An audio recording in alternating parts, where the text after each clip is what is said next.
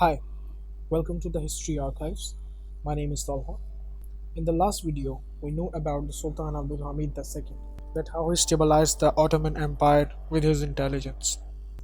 Today we will get to know about the Ottoman-Turkish War, the challenges faces to the Sultan when he ascended to the throne.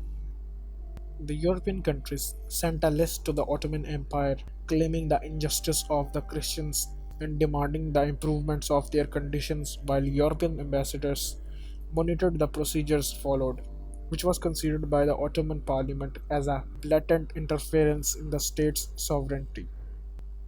The Parliament rejected the list, which is what Russia used as a pretext to declare war on the Ottoman Empire. Sultan Abdul Hamid knew the inability of the state to enter a war, and therefore he tended to try to conclude peace with Russia. But Mehmet Pasha declared war anyway without concern for the Sultan's desire. The war was disastrous for the Ottoman Empire as Russia occupied Romania and Bulgaria and reached Edirne. Russian forces were about a kilometer away from Istanbul, and Russia invaded Anatolia and surrounded the capital from all directions.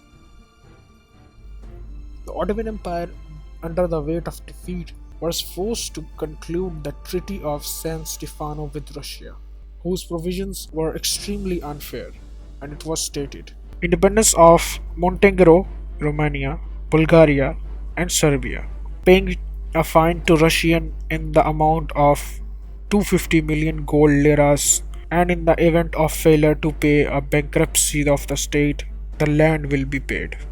The Bosporus and the Dardanelles straits open for Russia, both times of peace and war, pledged to protect the Christians of Crete and the Armenians, granting Russia 6 Ottoman warships.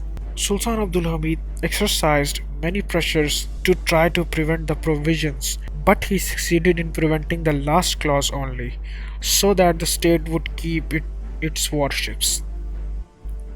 In the next part of video, we will get to know about the reforms that the Sultan Abdul Hamid brought to the empire. Thanks for watching.